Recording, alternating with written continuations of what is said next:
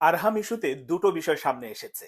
এক, Australia football অ্যাসোসিয়েশনকে কি Bangladesh football ফেডারেশনের কাছ থেকে এনওসি বা অনুমতিপত্র নিতে হবে, যেমনটা আমরা নিয়েছিলাম হামজা এবং সমিতের বেলা ইংল্যান্ড কানাডা থেকে, সেটা কি তাদেরকে নিতে হবে কিনা এটা।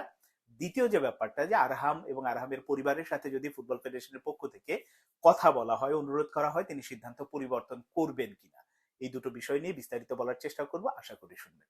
প্রথমে নিয়মটা বলি।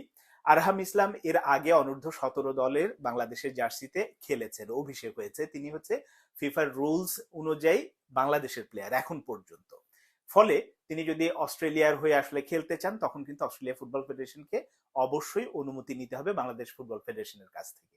কিন্তু এই যে যে টুর্নামেন্টের জন্য তার নাম ঘোষণা করা হয়েছে বা যে স্কোয়াডটা অস্ট্রেলিয়া ঘোষণা করেছে, এটা এসবিএস কাপ, একটা আমন্ত্রণমূলক টুর্নামেন্ট। এখানে ডিপেন্ড করে ওই টুর্নামেন্টের বাইলসটা কি আছে। কারণ ওই বাইলজে যদি থাকে যে না, তোমাকে সংশ্লিষ্ট ফেডারেশন, তুমি যেহেতু জাতীয় দলের জার্সিতে একটা দেশের খেলেছো, আবার এখন একটা জাতীয় দলের জার্সিতে খেলবা, তোমার ওই ফেডারেশনের কাছ থেকে অনুমতি লাগবে, তখন অনুমতি বাধ্যতামূলক, অনুমতি নিতে হবে। আর যদি না থাকে তাহলে তিনি খেলতে পারবেন। কিন্তু এখানে যে ব্যাপারটা আছে, আরহাম তো এই সুযোগে যাচ্ছেন। অস্ট্রেলিয়া এই দলটার বা এই স্কোয়াডের মূল লক্ষ্যটা হচ্ছে আগামী অনূর্ধ্ব 20 বিশ্বকাপ, যেটা, সেটাকে সামনে রেখেই তারা দলটা গোছাচ্ছে। এবং তিনি যদি চূড়ান্ত স্কোয়াডে জায়গা পেয়ে যান এবং তিনি যদি ফুটবল ফেডারেশনের কাছ থেকে অনুমতিও পেয়ে যান, একবার যদি এটা চেঞ্জ করে ফেলেন, আরহাম ইসলামকে কিন্তু আমরা আর কখনোই পাবো না। এটা একেবারে রুলস, যেটা ফিফার নিয়ম অনুযায়ী তিনি একেবারে আটকে যাবেন ওখানে। কারণ একবারই একটা খেলোয়াড় তার ক্যারিয়ারে চেঞ্জ করতে পারেন, সেটা হয়তো আরহাম ইসলাম যদি করে ফেলেন, তখন আর আমাদের কোনো সুযোগ থাকবে না, শুধুমাত্র আমাদের হাতে থাকবে হতাশা আর আফসোস, এটাই। ওই অনুমতি এখন ফুটবল ফেডারেশন দেবে কিনা, না আমরা না দিতে পারি, কিন্তু আমার পরামর্শ হচ্ছে এই ফুটবল ফেডারেশনের অথর্ব কর্মকর্তারা, অথর্ব কোচ, অচল কোচরা যে কাজটা করবে আরহামের সাথে, মূলটা ঝুলিয়ে রাখবে, মূলা ঝুলায়, যে বলবে যে না আমরা তাকে খেলাবো, আপনি এই সিদ্ধান্ত নিন না, এরকম করবে। কিন্তু আমার মনে হয় যে ফুটবল ফেডারেশন কাবরেরাকেও বদলাবে না, তাদের মানসিকতারও পরিবর্তন হবে না। এই কারণে এই রকম কোন সিদ্ধান্ত যেন আসলে না নেন। আরহাম যদি চায়, তাকে আসলে অনুমতিপত্র দিয়ে দেওয়া উচিত, একটা খেলোয়াড়কে আটকানো উচিত না। এই অর্থে, এটা দুঃখ থেকে বলছি, কষ্ট থেকে বলছি, কারণ এই ফুটবল ফেডারেশনের কর্মকর্তারা এরা মূল্য দিতে পারবে না কোনো খেলোয়াড়কে, না কখনোই না। হামজা চৌধুরী অতিমাত্রায় ভালো মানুষ, সামিত সোমরা অতিমাত্রায় ভালো মানুষ, ভালো খেলো, এই কারণে তারা আসলে নিজেদের সবকিছু বিসর্জন দিয়ে এই বাংলাদেশের জার্সিতে খেলতে এসেছেন, খেলছেন। কিন্তু এইরকম সম্ভাবনাময় তরুণদের ভবিষ্যৎ যেন বাংলাদেশ ফুটবল ফেডারেশন নষ্ট না করে, যাদের মাথায় ন্যূনতম ফুটবল বুদ্ধি নেই, ন্যূনতম বোঝে না, ভবিষ্যৎ দেখতে পায় না, যারা নিজেদের ধান্দায় ব্যস্ত থাকে, তাদের দ্বারা কিচ্ছু সম্ভব না। এর আগের কথাগুলো কেন বললাম, ওই যে শুরুতে বলেছিলাম যে দুটো প্রশ্ন, যে আরহামকে অনুরোধ করা হলে আসলে তিনি ফিরবেন কিনা।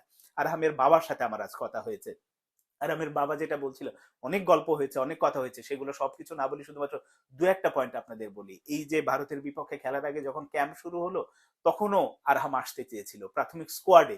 আরহাম নিজে তার বাবাকে বলেছে যে বাবা, আমাকে না খেলাক, আমাকে সাইড বেঞ্চে রাখুক, আমি শুধুমাত্র দলের সাথে প্র্যাকটিসটা করতে চাই, আমি থাকতে চাই। এইরকম একটা ছেলের যে আগ্রহ আছে, যে ছেলে এইভাবে দেশকে ওন করে, তাকে কোন রকম মূল্যায়ন করেনি। এবং কিভাবে করেনি আপনাদের সেটাও বলছি।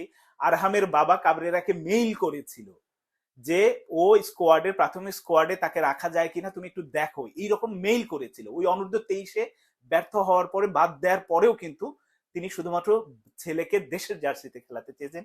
এই কারণে কাবরেরাকে মেইল করেছিল। এই অথর্ব, অচল, ধান্দাবাজ কাবরেরা তার ওই মেইলের উত্তরটা পর্যন্ত দেয়নি। এই হচ্ছে কাবরেরার সর্বশেষ অবস্থা, উত্তরও দেয়নি এখন পর্যন্ত না। আমার তার সাথে আজকে যখন কথা হচ্ছে, তো এই হচ্ছে কাবরেরা এবং ফুটবল ফেডারেশনের কর্মকর্তাদের আচরণ। তো তিনি, তখন আমি জিজ্ঞেস করছিলাম যে আসলে কি শেষ পর্যন্ত তো একটা যদি এরকম হয় যে ফুটবল ফেডারেশনের পক্ষ থেকে আপনাদের সাথে যোগাযোগ করা হলো, ওর বাবা যেটা বলছিল যে দেখেন এখন যেটা হয়ে গেছে, এখন ও এই স্কোয়াডে জায়গা পেয়েছে, যদি বিশ্বকাপ স্কোয়াডেও মূল জায়গায় জায়গা পেয়ে যায়, এই কলটা কিন্তু ওর হাতে এখন চলে যাচ্ছে। কারণ ও দেখতে পাবে ওর ভবিষ্যৎটা আসলে কোন দিকে যাচ্ছে।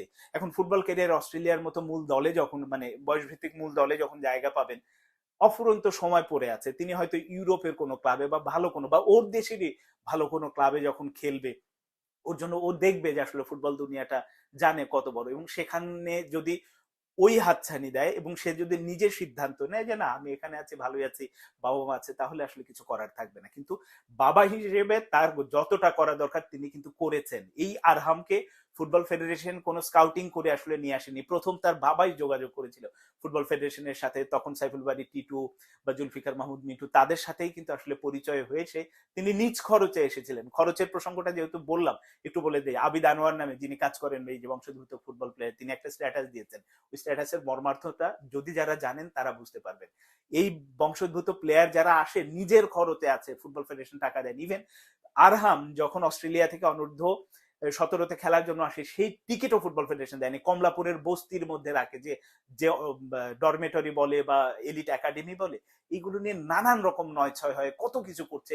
এটা বলতে বলতে ফেড আপ হয়ে গেছে আমি অন্তত, মানে অনেকেই বলছে, কিন্তু তারপরও ফুটবল ফেডারেশনের কর্মকর্তাদের কোন রকম হুঁশ হয় না।